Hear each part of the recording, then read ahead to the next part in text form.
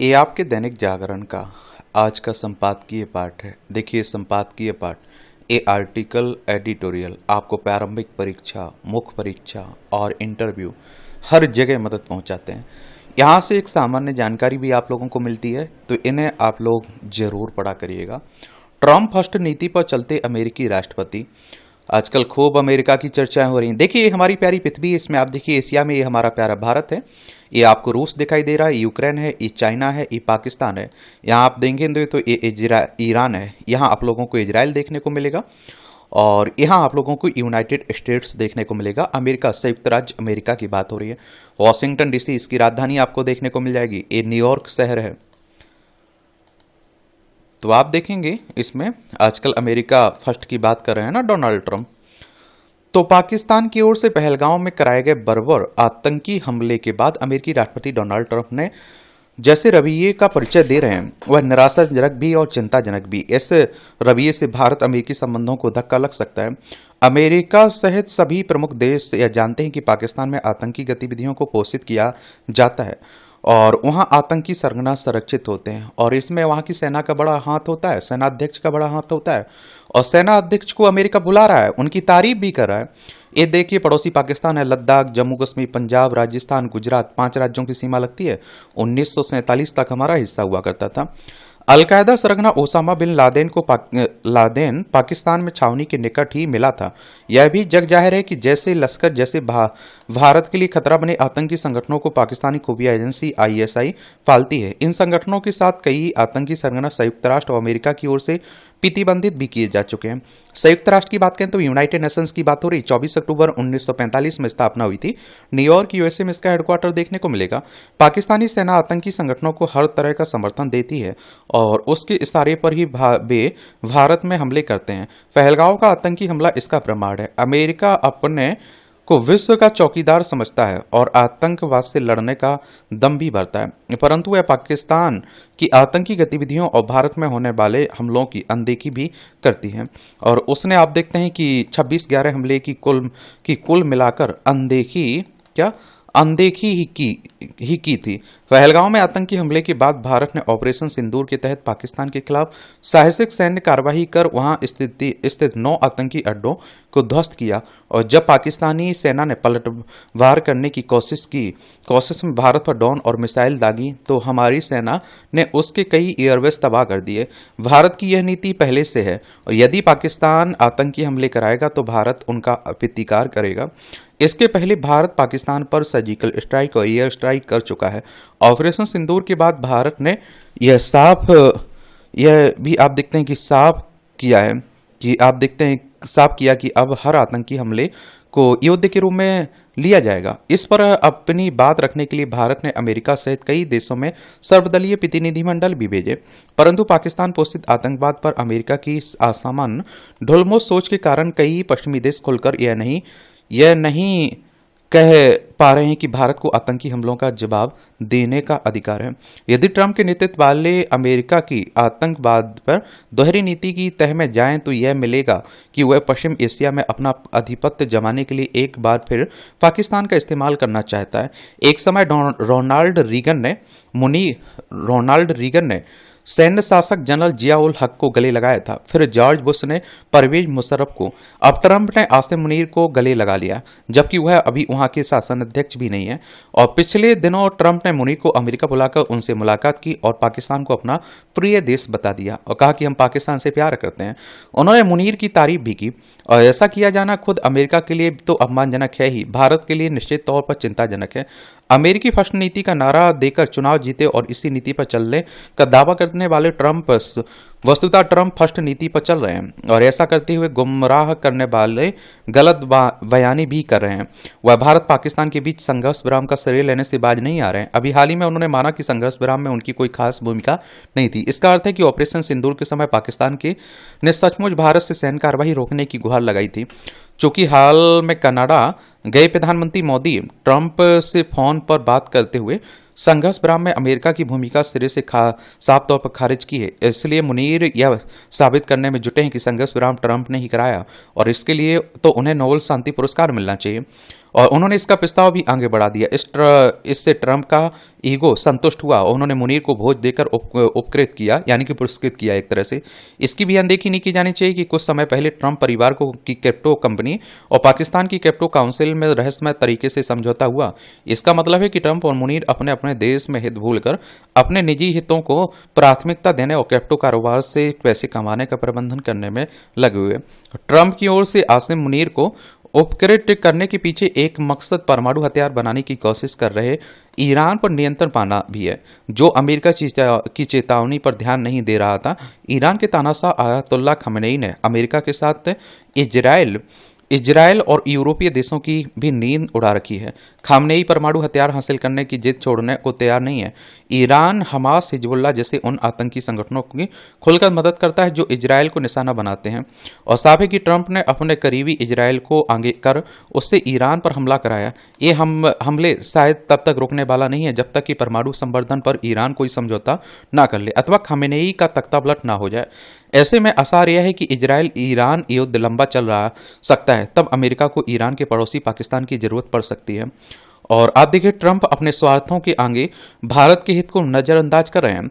America पहले भी ऐसा कर चुका है। वह अतीत में भी अफगानिस्तान से सोवियत संघ की सेनाओं को निकालने और फिर वहां काबिज हुए तालिबान को सत्ता से बाहर करने के लिए पाकिस्तान का इस्तेमाल कर चुका है। एक समय हुआ करता था कि पाकिस्तान अमेरिका का बड़ा खास हुआ करता था, चाइना भी उसका खास हुआ करता था। हमारा झुकाव किसके तरफ रहता था? रूस की तरफ रहता था।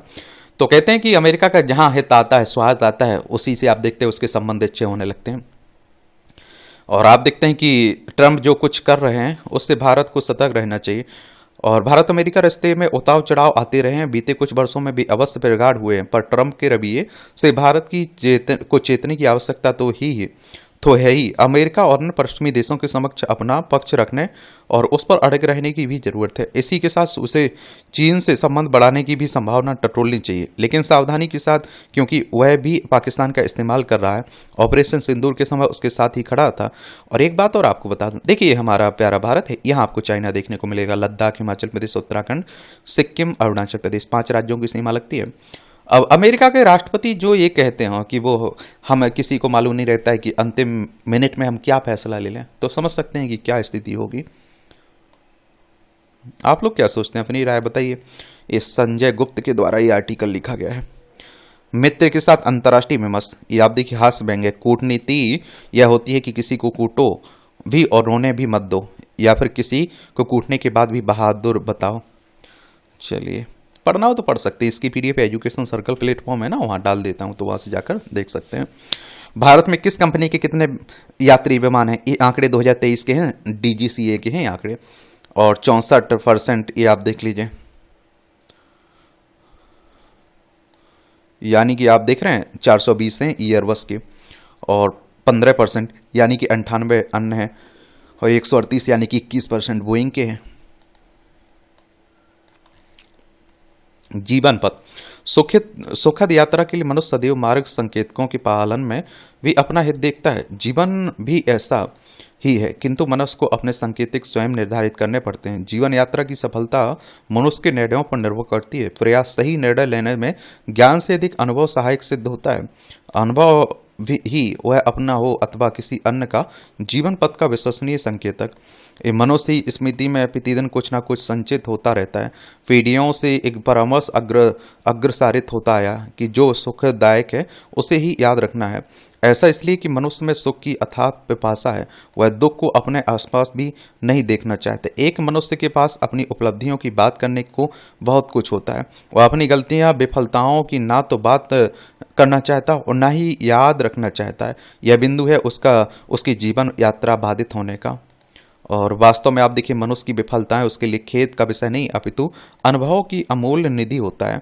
और इनका उपयोग आगे की जीवन यात्रा के संकेत तक के तौर पर करना चाहिए। गलतियां बताती हैं कि कहाँ रुकना है, कैसे तत्पर होना है और कब आगे बढ़ना है। अपनी गलतियों को सदैव स्मरण रखना बहुत मनुष्य को विनम्र बनाए रखता है। उन्हें भुलाकर अपनी उपलब्धियों को सदैव सामने रखना मनुष्य को अहंकारी बनाता है और उस यथार्थ को दूर करता है।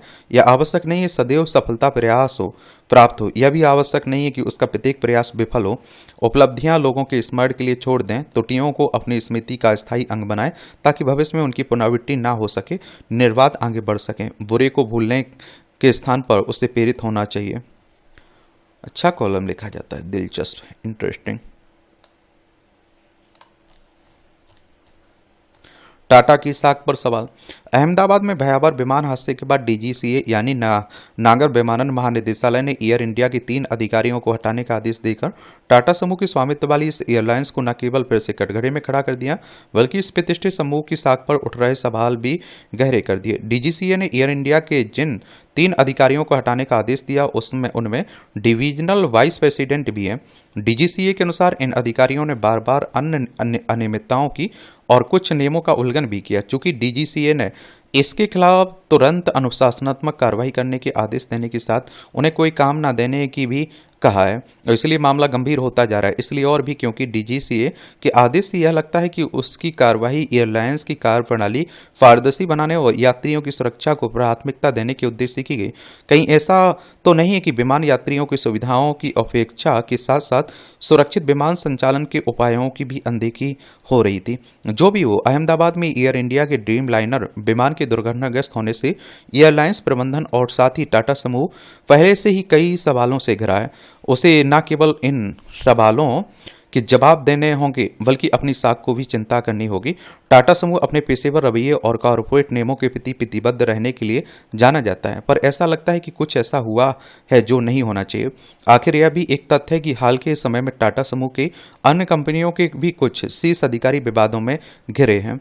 और आप देखिए, यह भी स्मरण रहे कि अहमदाबाद हादसे के बाद एयर इंडिया की कई उड़ानें और विशेष रूप से बोइंग के ड्रीम लाइनर विमान वाली उड़ानें स्थगित या फिर रद्द करनी पड़ी। इससे विमान यात्रियों के मन में संदेह ही नहीं उपजा, उन्होंने अपनी बुकिंग भी रद्द की। और इस सब को एयर इंडिया के साथ टाटा समूह को गंभीरता से लेना चाहिए। और इसके अतिरिक्त डीजीसीए के साथ भारत सरकार को भी यह सुनिश्चित करना होगा कि एयर इंडिया अन्य एयरलाइंस यात्रियों की सुविधाओं के साथ साथ सुरक्षित विमान संचालन को सर्वोच्च प्राथमिकता दे। सुरक्षित विमान संचालन एक ऐसा मामला है जिसमें किसी समझौते की गुंजाइश नहीं है। यह अच्छा नहीं है कि एयर इंडिया के टाटा समूह के हाथ में जाने के बाद बेहतरी की जो आशा की गई थी वह पूरी होती हुई नहीं दिख रही है। यह देखा जाना चाहिए कि सरकारी तंत्र वाले तरीके अब भी चलन में तो नहीं है, और यह एयरलाइंस जब सरकार के पास थी तब के कुछ अधिकारी अब भी पहले जैसा काम तो नहीं कर रहे हैं। नशे का नेटवर्क। ये लंबे समय से नशे की समस्या से जूझ रहा पंजाब इस दलदल में इतनी गहराई तक धंसा हुआ है जहां से निकलना आसान नहीं है। यह अच्छी बात है कि सरकार और प्रशासन के स्तर पर लगातार नशे के विरुद्ध अभियान चलाया जा रहा है। हालांकि इसके बावजूद प्रदेश में सीमा पार से न सिर्फ मादक पदार्थों की आपूर्ति जारी है, अपितु चोरी छिपे इसकी खरीद फरोख्त भी हो रही है। अमृतसर से तरन तारण तक सामने आई घटनाएं इसी की गवाही दे रही हैं।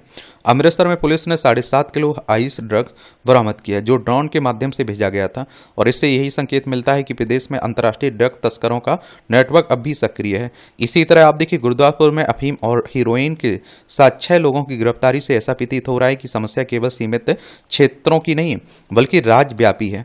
और आप देखिए, सर्वाधिक चिंता की बात तो यह है कि पुलिस की सख्ती के बावजूद मादक पदार्थ बेचने वाले सक्रिय हैं। तरन तारण में एक आप देखते हैं कि क्या तरन तारण में एक वीडियो वायरल हो रहा है। ऐसा दिख रहा है कि नशे के विरुद्ध सरकार पुलिस का अभियान निसंदेह सराहनीय है, लेकिन इस युद्ध में पूरी तरह तब तक सफलता नहीं मिल सकती जब तक समाज, स्कूल, धार्मिक संस्थान और हर परिवार एकजुट नहीं होते। एकजुटता से ही अपने भविष्य पर, हमारी पीढ़ियों पर नशे के रूप में सुनियोजित हमले को रोका जा सकता है। चलिए एक बार पंजाब घूम के आते हैं हम लोग। चंडीगढ़ राजधानी देखने को मिलेगी पंजाब की। यह पंजाब, चंडीगढ़ इसकी राजधानी है, और इसकी अंतर्राष्ट्रीय सीमा पाकिस्तान से लग रही। राज्यों में राजस्थान, हरियाणा, हिमाचल प्रदेश और जम्मू कश्मीर से लगती है। यहाँ के कौन है? विधानसभा में कितनी सीटें हैं? 117 हैं। राज्यसभा में 7 सीटें, लोकसभा में 13 सीटें। 50,362 वर्ग किलोमीटर में फैला हुआ गुलाब चंद कटारिया यहाँ की राज्यपाल हैं। और आप देखते हैं कि कौन, और आप देखेंगे कि भगवंत मान यहाँ के चीफ मिनिस्टर देखने को मिलेंगे आपको।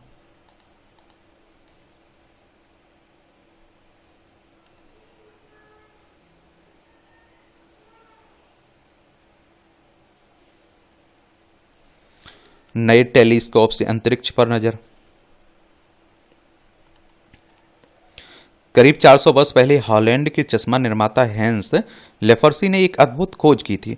प्रयोगों के दौरान उन्होंने पाया कि लेंस को मिलाकर दूर की वस्तुओं को बड़ा करके देखा जा सकता है।